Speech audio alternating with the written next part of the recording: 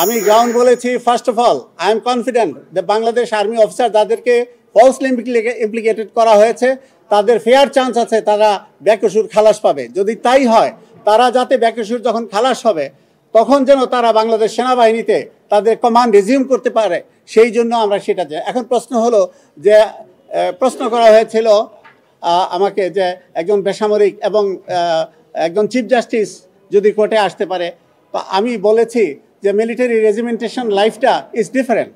কারণ এরকম ইনস্ট্যান্সও আছে যে 4 বছর জেল খাটার পরে একুইটাল হয়েছে উচ্চ আদালত থেকে, কিন্তু তারপরে সামরিক বাহিনী থেকে নিয়ে যাওয়া হয় না, because the military service demands for something very special. A regimented life কলস ফর সামথিং ডিফারেন্ট। এবং আর্মি অফিসাররা যখন শপথ গ্রহণ করে তখন তারা বলে জলে স্থলে অন্তরিক্ষে যেখানেই যাওয়ার আদেশ হবে সে আদেশ মান্য এবং পালন করব।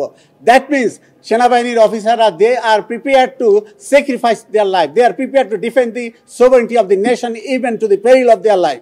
আমি আদালতকে বলেছি, আদালত শুনেছে, কিন্তু আদালত বলেছে যে ন্যায় বিচারের স্বার্থে এবং এখানে ওনারা সন্তুষ্ট হয়ে আমাদের আবেদনটা রিজেক্ট করেছে।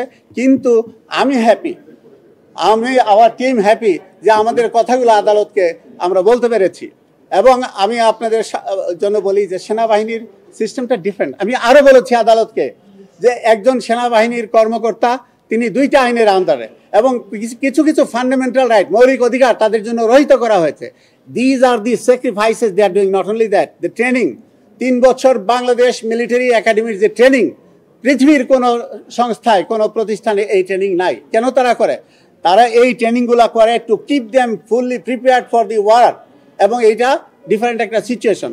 আমার বক্তব্যটা ছিল যে কেন আমরা ভার্চুয়াল অ্যাপিয়ারেন্স চাচ্ছি তাদেরকে, যাতে they are not expose to an environment পরবর্তী যেটা একটা লিগ্যাল কমপ্লিকেশন বা প্রসিডিউরাল বা প্র্যাকটিসের কমপ্লিকেশন তৈরি করতে পারে, যে after they and I am confident যে there is a fair chance যে তারা বেকসুর খালাস পাবে, তখন যেন তারা সেনাবাহিনীতে ফিরে যেতে কোনো সমস্যা না হয়। এই বক্তব্য আমি দিয়েছি।